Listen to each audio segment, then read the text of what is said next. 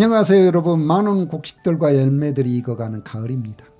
품종의 탄생에서는 통일부에서부터 옥수수, 콩, 메밀쌀까지 우리 밥상에 매일 올라오지만 한 번도 생각해보지 않았던 것들을 만나볼 수 있었습니다. 건강하고 맛있는 작은 벼 한 톨에도 농약자들의 피와 땀이 그리고 눈물이 들어있는 것을 알게 되었죠. 여러분들은 지금까지 나영과 제재, 무당, 맹달과 함께 품종 여행을 다녀오셨는데 어떠셨나요? 정말 많은 것들을 배우고 즐거운 시간이었습니다. 오늘은 마지막 종착역이 될 것 같은데요. 현직에서 콩을 육종하고 계신 농학자님을 만난다고 하는데요. 자, 이제 여행지로 출발하겠습니다. 그럼 품종의 탄생 출발합니다. 뿌뿌. 안녕하세요 여러분. 품종 탄생에 오신 것을 환영합니다. 오늘 또 함께 동행해 주시는 청취자 여러분 정말 반갑습니다. 품종의 탄생을 통해 많은 농학자들을 만났었죠. 오늘은 현직에서도 열심히 콩 육종하고 계시는 농학자 윤홍태님을 만나보겠습니다. 오늘 함께 여행을 떠나실 두 분 모셨습니다. 안녕하세요. 안녕하세요. 네, 오늘이 마지막 시간이라니 믿기지가 않습니다. 저는 맹달입니다. 네, 그러게요. 두꺼운 책을 언제 다 읽을까 싶었는데 혼자였다면 읽을 엄두도 못 냈을 것 같은데요. 여러분들과 함께해서 어느덧 마지막 장까지 함께 걸어왔네요. 우리나라 하면 콩이라는 사실 모두 알고 계시죠? 한때 30만 헥타르가 콩 재배지였을 만큼 콩이 많이 재배했어요. 오늘 만나볼 분들은요, 지금 현직에 계시고요. 콩 육종의 흐름과 동향을 이야기해 주실 윤종태 농학자님을 만나볼 텐데요. 저는 라영입니다. 자, 윤홍태님입니다. 윤홍태님, 오늘 만나보신 농학자님, 박사님을 모실 텐데 오늘은 현직에 계시는 분의 이야기를 나눈다니 더 가깝게 느껴지는데요. 어떤 분인지 궁금합니다. 맹달님, 윤홍태 농학자님에 대해서 간단히 좀 소개 좀 해주시겠습니까? 네, 이분 여태까지 만난 분 중에서 가장 젊으신 것 같아요. 63년에 태어났습니다. 그것도 괴산에서 태어나셨고요. 이분 굉장히 친숙합니다. 초등, 고등학교를 모두 수원에서 나오셨어요. 네. 그래서 저희처럼 도시에서 나오신 분이라 농업이랑은 딱히 접점이 없으셨었어요. 그러니까 여태까지 이렇게 농촌에서 자라가지고 내가 농학자가 되겠다 이런 분들 많이 만났잖아요. 그래서 이분은 농촌진흥청에 입사를 하면서 농업과의 인연이 시작됩니다. 네, 맞습니다. 91년에 농업진흥청에 입사를 하셨는데요. 89년도부터 농업진흥청 공채 제도가 있었고 공채 시험이 있었는데요. 당시에나 지금이나 공부를 해야 들어갈 수 있는 그런 직장인 거죠. 그렇군요. 공채 시험으로 공채 어쨌든 단어만 들어도 무슨 시험을 어렵다. 보고 얼마나 어려웠을까 생각도 드는데요. 맹달님, 네. 공채하면은 무슨 과목이 생각나나요? 글쎄요, 저는 한국사, 영어 이런 거 생각나는데요. 보니까 윤홍태 연구원님께서도 입사 시험 보셨을 때 영어 공부도 하고 국어 과목도 있었고 농학 과목도 있었대요. 그래서 일반적인 농업에 관한 시험이 있었는데 공채 시험에 있었다고 합니다. 그렇군요. 농업연구사 연구직 공무원이 된 걸로 이해하면 될 것 같은데요. 그럼 농촌진흥청에 들어가자마자 콩 연구를 바로 시작하셨나요?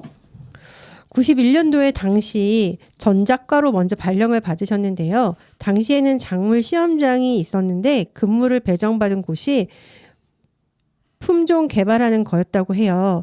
콩 품종이 69년에 처음 품종이 나왔는데 당시에 품종을 육종해서 한 것이 아니라 기존에 있던 품종을 갖다 골랐다고 하더라고요. 그렇군요. 우리나라에 최초로 나왔던 장당콩이라고 했던 것 같은 기억이 나는데요.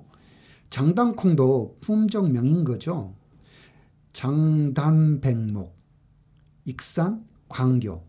우리 이야기를 나눈 게 기억이 납니다. 광교하면은 우리 옆 동네가 광교인데 때 땅이었나? 벌써 알고 그랬나라는 생각도 들고요. 여하튼 69년 이후 개발된 품종이 어떻게 있었을까요? 네, 69년 이후에 개발된 품종 궁금하시죠? 무당님 잘 기억하고 계시네요. 이때까지 나온 거. 근데 제가 그 전까지는 없었고요. 개발된 거 당연히 있습니다. 드디어 제가 태어난 80년도로 넘어옵니다. 네, 80년도에 수원 97호 품종이 나옵니다. 이름은 바로 황금 옥수수가 아니고요. 황금 콩인데요. 저희 황금 옥수수 이야기 했었잖아요. 그렇죠. 이때 황금 콩도 전국적으로 굉장히 많이 심었다고 합니다. 황금이라는 이야기가 참 좋은데요. 이름만 보면 노란색일 것 같은데 황금콩이 궁금해집니다. 자, 라영님께서 설명해 주시겠습니까? 황금콩은 또 병충해와 기후에도 강했나요? 아니면 그 이후 탄생한 품종들이었을까요? 네, 제가 좀 설명을 드릴 텐데요. 황금콩은 설명해 드리면 우선 짐작하듯이 색깔 노란색 맞고요. 동그랗고 예쁘게 생겼어요. 근데 세월이 지나니 이 황금콩도 궤저 바이러스로 위기를 맞이합니다. 그래서 93년 수원 145호 태광콩이 탄생하는데요. 태광콩은 콩도 이쁘면서 안정성도 좋고 두부를 만들거나 장을 담그면 맛있었다고 합니다. 그 후 수원 181호 대원콩이 탄생하고 지금까지 주력으로 심고 있습니다. 지금까지도 사랑받는다고 하니까 20년 넘게 주력 품종이라고 볼 수 있죠. 지금까지 사랑을 받는다고 하면 대단히 우수한 품종이었고 여러모로 득이 될 것 같은데요. 그러고 보면 우리나라에서 콩은 정말로 다양하게 활용되고 있다고 생각이 됩니다. 된장, 고추장, 장을 많이 먹지만 원료가 콩이었다는 것을 새삼 깨닫게 됩니다. 대원콩 이후에도 콩이 나왔다고 알려져 있는데요. 대원콩이 사랑받는 이유가 있었을까요? 네, 무당님 말씀대로 콩은 정말 여러 가지로 활용이 되고 있는데 대원콩 이후에 콩이 탄생해도 농가에서는 종자를 생산하는 문제, 그리고 사람들의 이미 입맛이라는 게 있지 않습니까? 그래서 이 입맛 때문에 대원콩이 계속 쭉 사랑을 받았고요. 두부용 장류는 알이 굵고 노란 게 좋고 콩나물 같은 것은 알이 이렇게 자잘해야 된대요. 그래서 콩나물 콩이 또 재배되는 곳이 바로 제주도인데요. 남부 해안 지방에서 많이 심는다고 합니다. 제주도 하니까 저 제주도 가고 싶고요. 저 콩을 제주도에서 많이 심는지 오늘 또 처음 알게 되네요. 글쎄요, 어쨌든 제주도도 많이 심지만 전국적으로도 우리 콩이 상당히 많은 부분에서 걸쳐서 생산되고 있는 걸로 알고 있고요. 정부 작물부에서는 2017년부터 수원 쪽에서 농가에 도움이 될 수 있는 품종을 개발하기 위해 다시 시작했다고 박사님이 이야기하신 걸로 봤습니다. 노란콩, 콩나물콩 이야기도 나왔고 검정콩을 먹으면 검정머리가 난다고 해서 저는 검정콩을 자주 먹는데요. 검정콩 탄생도 궁금합니다. 이야기를 해주실 분이 계실까요? 검정콩에 대해서? 네, 저요. 네, 저도 검정콩 많이 먹는데요. 이거 서리태라고 부르죠. 올 여름에 서리태 콩국수 하는 것도 좀 많이 봤는데요. 검정콩이 나온 곳이 바로 수원입니다. 또 이제 콩국수 집에 가서 알려줘야겠어요. 수원으로부터 시작다. 네, 93년 검정콩 1호가 만들어졌고요. 그때는 품종 자체가 없었다고 해요. 개통명은 수원 155고요. 우리나라에서 소비가 많이 되는 게 또 두유잖아요. 며칠 전에 저희 큰집 할아버지한테도 두유 사드렸는데 요즘은 95%가 수입콩으로 이 두유를 만든다고 해요. 근데 요즘은 국산으로 대체되고 있다고는 하는데 네, 두유 용도로 또 두유콩이 따로 있는 사실 알고 계세요? 일반 콩으로 하는 게 아니라 두유콩이 네, 따로 두유콩이 있습니까? 있대요. 네, 그래서 요즘은 새로운 가능성, 영양이 들어간 두유콩을 만들고자 이야기가 되고 있대요. 이게 지금 수입산이 94% 정도인데 이거 다 모두 국산콩으로 갔으면 좋겠습니다. 그리고 2004년 이후에 밀양 지역에서 콩 연구가 진행이 됐고요. 수원은 좀 축소됐다고 합니다. 그렇군요. 좀 축소됐더라도 기능성과 영양성을 강한 품종들이 지금 연구가 계속되고 있군요. 축소된 이유가 또 있었을까요? 네, 바로 연구의 중앙화와 바로 효율성을 높이기 위한 결정이었고요. 이런 품종 개발은 지역 농업의 자급자족을 위한 중요한 역할을 했다고 해요. 그럼 품종 개발을 하고 작업을 하는 일년은 어떻게 돌아가는지 궁금하군요.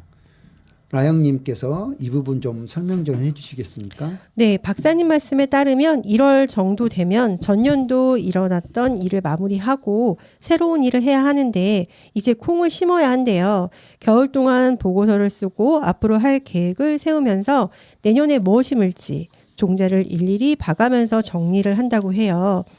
이것이 1월에서 4월까지 하고 또 5월이 지나면 포장을 분비하면서 농사지을 준비를 한대요. 밭을 준비하고 5월에서 6월까지 콩을 심고요.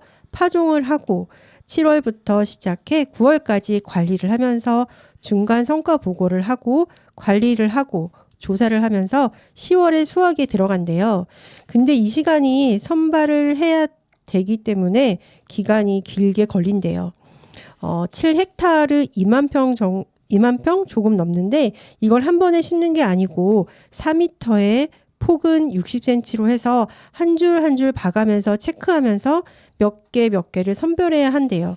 그리고 끝에 가서 괜찮은 것이 있다면 몇 개, 또 몇 개 선발하고 수확을 한 뒤에 11월 탈곡을 하고 12월 경까지는 어느 정도 마무리를 짓는다고 해요. 이게 그냥 농사 짓는 게 아니라 연구하는 거다 보니까 좀 더 복잡하고 까다롭게 진행이 되는 것 같습니다. 네, 듣기만 해도 눈이 아픕니다. 골라야 될 것 같고 잘 봐야 될 것 같고 그렇죠? 네, 그렇군요. 2만 평 한 줄 한 줄 체크라 노고가 대단하시군요. 그럼 선발은 어떻게 하고 어떤 식으로 교배가 이루어지는지 궁금하네요. 맹달님, 이 부분에 대해서 설명 좀 해주실 수 있을까요? 네, 선발이라는 게 말 그대로 농업적으로 쓸 수 있는 거를 그냥 뽑는 거래요. 그래서 라영님이 말씀한 것처럼 한 줄 이렇게 한 줄이 나오는 게 5,000개 정도라고 해요. 이거를 다 일일이 체크를 한다고요? 정말 눈이 아픕니다. 네. 그리고 연구님 말씀에 따르자면은 콩 교배가 제일 힘들대요. 그 윤홍태 농학자님 이야기를 하셨는데 콩의 꽃이 진짜 작대요. 저는 본 적이 없는데 보신 적 있으세요? 콩꽃을 안 보셨어요? 네, 저는 없어요. 없어요. 콩꽃이 쬐끄맣합니다. 보랏빛을 약간 띠면서. 본 적이 없습니다. 저도 본 적이 없어가지고 이게 너무 작아가지고 교배가 그렇게 힘들다고 해요. 네. 그래서 이거 50개 교배를 하는데 그래도 잘하는 사람은 한 20% 성공을 하고 또 콩꽃은 12시가 넘어가면 안 터진대요. 이게 무슨 말인지는 모르겠는데.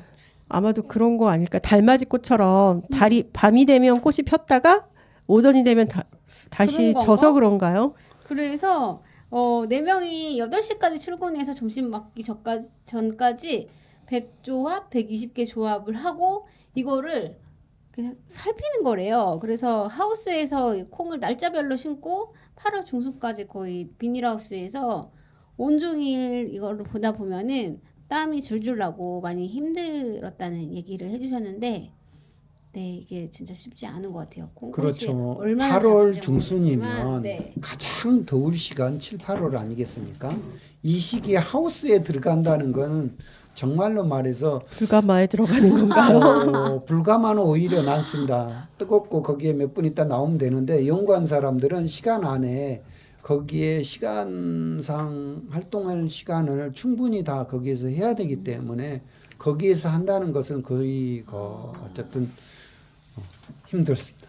네. 제가 보면 하우스는 네. 정말 덥습니다. 듣기만 해도 덥고 눈이 아픕니다. 네. 한 땀 한 땀 손으로 눈으로 보통 작업 아니었겠어요. 윤홍태 연구원님의 노력이 진짜 대단한데요. 그럼 윤홍태 연구원님이 힘들었던 점과 성과 그리고 기억에 남는 종자가 있었을 텐데 라영님께서 설명을 좀 해주십시오. 네, 맹달님이 이야기하신 것처럼 정말 많은 시도와 연구를 하셨는데요. 연구 중에 수많은 시도 끝에 150개 이상의 품종이 개발되었지만 실제로 농업에 사용된 것은 그 중에 10개 정도밖에 10개 정도에 불과하다고 해요. 이는 품종 개발의 어려움을 잘 보여주는 거죠. 과거 일본과의 비교를 통해 풋콩과 같은 품종이 수출되기도 했지만 수요와 생산성 문제로 인해 좌절을 겪은 사례 등도 있었다고 합니다. 그렇군요. 150개 이상이 개발되어도 선택이 되는 것은 10개 정도다. 그것밖에 안 된다. 정말 많은 부분에서 성공하는 게 어려운 것 같네요. 확률적으로 봐도 거의 0.5%에 가까운데 품종 개발이 이렇게나 어렵겠네요. 그러면 힘든 이야기 말고 재밌는 일화가 있었을까요, 맹달님? 네, 무슨 뭐 힘든 일이 있으면 재밌는 일도 있어야겠죠. 그 연구진이 교배 과정을 진행하면서 겪은 재미있는 일화는 그 교배 중 예상치 못한 어떤 실수나 이런 발견이 있대요. 그러니까 예를 들어서 콩의 유전적 특징을 확인하며 일일이 실험하는 과정에서 연구자들이 전혀 예상치 못한 결과가 나와서 깜짝 놀란 경우도 있었다고 해요. 이런 경우는 되게 신나거나 돌연변일까요? 뭐지? 근데 되게 재밌을 것 같아요. 어쨌든 과학자들이 놀라운 성과물을 나타내거나 발견을 할 때는 예상치 못했던 부분에서 나타나는 결과잖아요.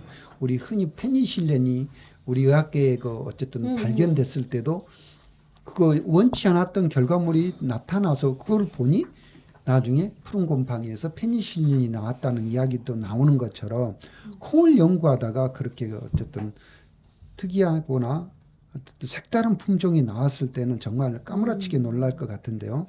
우리가 품종의 탄생에 처음 시작했을 때는 모든 것들이 열악해서 발생한 이야기들이 많았는데 넘어오면서 기술도 눈부시게 발전되고 기계 사용도 바뀌어 가면서 볼 수 있었을 것 같아요. 연구자들이 끈기와 노력이 깃든 품종 개발 과정, 어려움, 그리고 그 안에서 겪은 다양한 경험을 간접적으로 경험할 수 있어 좋을 것 같았습니다. 네, 맞아요. 저희 막 통일교 했을 때는 뭐 알려주는 사람도 없고 막 연구하는 것도 막 엄청 열악하고 해외에 나가서도 되게 열심히 해야 할 수밖에 없는 환경이고 막 이를 악물고 해야 되는 그런 것들이 되게 얘기가 많이 나왔었는데 뒤로 갈수록 굉장히 이 초기에는 기술직 한계와 장비 부족으로 수작업으로 막 진행하고 그랬었는데 이게 좀 시간이 지나면서 연구자님들 노력 덕분에 더 정교하게 바뀌고 있는 과정도 있고 굉장히 좀 신기하고 뭔가 뒤로 갈수록 뿌듯해지는 것 같아요. 네. 이야기를 하면서 해외 교류 협력 이야기도 많이 나왔습니다. 농업 기술을 전수하기도 하고 공동 연구도 하게 되고 저개발 국가의 기술을 전수하는 것도 감동적이었는데요. 윤홍태 연구원님의 이야기를 직접 듣고 싶은데요. 네, 연구원님은 라오스에 가셔서 콩 육종 교육도 지원을 하셨다고 해요. 중국과 미국 공동 연구도 하셨는데 90년도 초반에는 힘들었다고 해요. 가슴 아픈 일이 있긴 한데 그땐 중국이 연구 능력이 앞섰대요. 왜냐하면 시스템이나 지원을 국가 차원에서 지원을 많이 하고 국가적으로 공부를 많이 시키고 들어갔다고 해요. 연구원님들이 대만도 다녀오셨다고 하는데요. 대만도 AVRDC 아시아 채소 개발 연구 센터가 대만에 있다고 합니다. 미국에도 다녀오셨는데 미국은 연구를 배우는 입장에서 가셨는데 근래에 러시아에서 블라디보스톡에서 그러니까 연해주 쪽이에요. 연구 일정상 힘들어서 못했다고 하시더라고요. 이 부분은 조금 아쉬운 것 같고요. 다 각자가 국가 지원 사업 그리고 자본이 많이 투입이 되다 보니까 풍성한 연구 실적을 발표해내고 계시는데 우리는 좀 그렇지 않은 것 같아서 이거 여전히 맞아. 갈아 넣어서 만들어내는 결과인 것 같아서 많이 아쉽습니다. 네, 막 가서 이빨 빠지고 이래야만. 이게 뼈를 갈아 넣는 연구 실적이잖아요. 네. 우리가 그 부분들의 박사님들의 노력을 잊지 않았으면 하고요. 앞부분에 1980년대 초반에 우리나라 콩 재배 면적이 30만 헥타르라고 했는데요. 지금도 많이 유지하고 있는지 궁금하네요.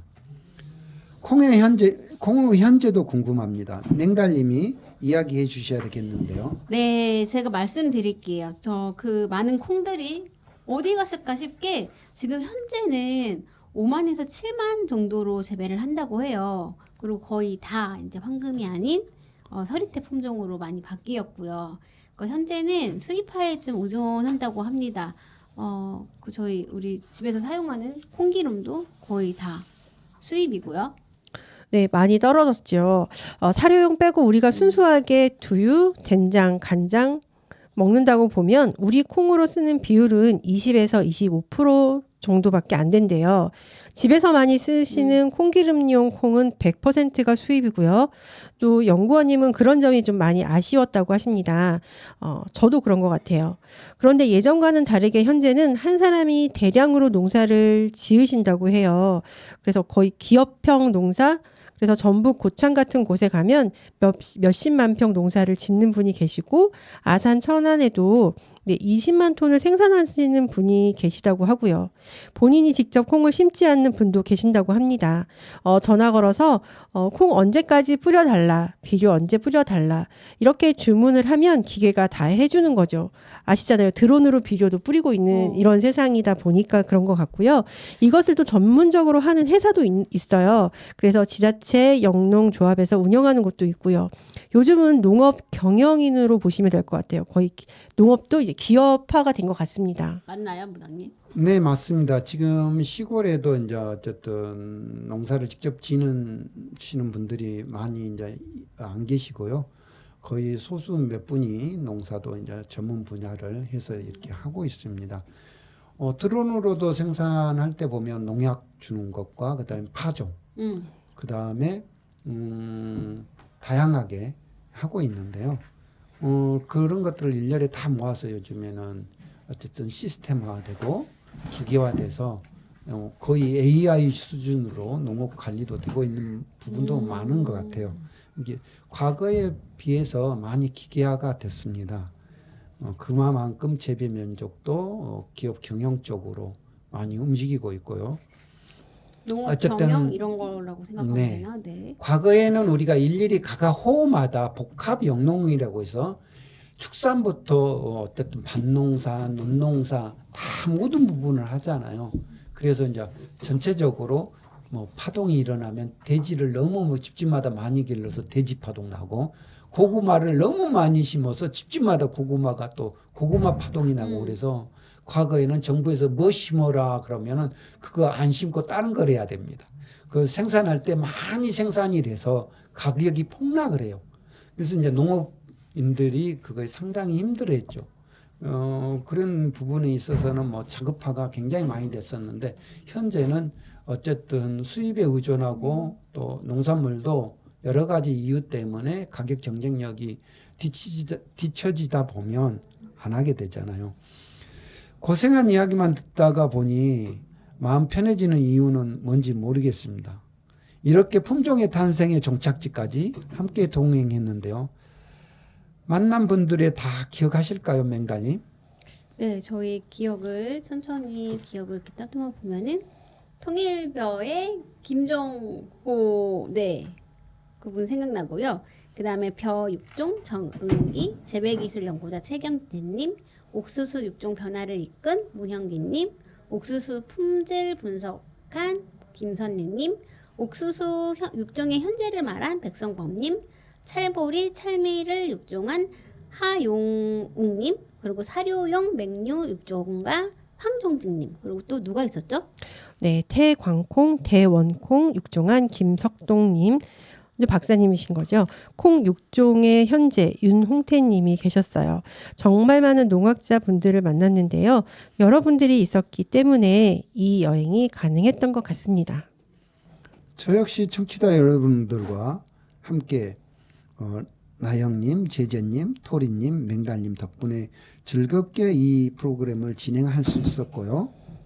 청취자 여러분들의 품종의 탄생을 여지껏 들으셨는데 즐거우셨는지 모르겠습니다. 함께하여 주셔서 감사했고요. 맹달님과 그다음에 나영님 인사 한마디씩 해주시겠습니까? 네, 그 처음에는 진짜 무슨 말인지 몰라가지고 말 엄청 떠듬고 막 대본 이거 다 읽고 나서도 무슨 말이에요라고 계속 물어봤었잖아요. 이제야 좀 자연스러워질만 하니 이제 또 인사를 한다니 살짝 아쉬운 마음이 있는데요. 밥상에 올라오는 것들을 감사한 마음으로 보게 되는 눈을 갖게 된 것 같습니다. 감사드립니다. 네, 저도 그렇습니다. 이천 쌀이 왜 맛있는 쌀이고 비싼지를 알게 됐다는 맞아요, 사실이 맞아. 네, 너무 뿌듯하고요. 그리고 지금 저희가 이 품종의 탄생에 함께 참여하신 분이 무당님, 제재님, 그리고 저 라영, 맹달님, 그 토리님, 그리고 네, 두 분이 더 있죠. 랜디님하고 네, 맞아요, 랜디님. 네, 또 한 분이 생각이 나질 않네요.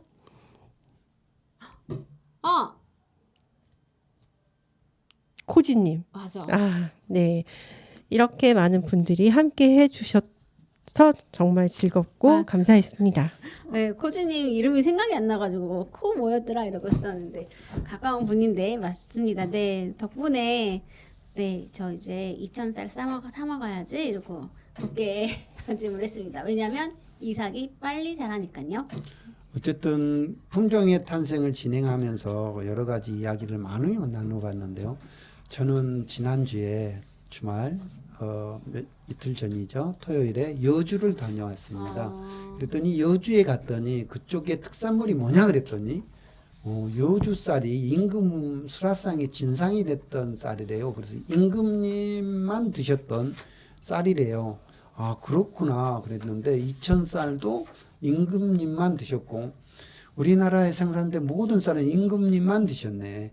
그래서 참 힘들었던 시절이 있었을 것 같습니다. 어쨌든 그만큼의 우리의 주식은 쌀이었고 쌀이나 콩, 옥수수, 밀, 보리 등등 이렇게 우리나라에 생산됐던 농업 생산물들, 주식들 그 다음에 이런 것들을 어쨌든 앞으로도 더 많은 연구 개발이 돼서 우리가 생산 농산물의 자급자족력을 대폭 늘려서 경쟁력 있고 그다음에 농업인들에게 도움을 주는 육종 연구가 계속되어서 세계에서 대한민국의 우수한 쌀과 그다음에 콩, 옥수수, 밀 등등을 많이 수출해 가고 이야기를 들어줬으면 좋겠습니다. 그럼 품종의 탄생을 여기서 마치겠습니다. 함께해 주신 청취자 여러분 정말 고맙습니다. 품종의 탄생과 함께해 주셔서 감사하고요. 고맙고요. 그 다음에 또 다른 이야기들로 다시 만날 때까지 안녕히 계십시오. 네, 안녕. 안녕. 수고들 하셨습니다. 네.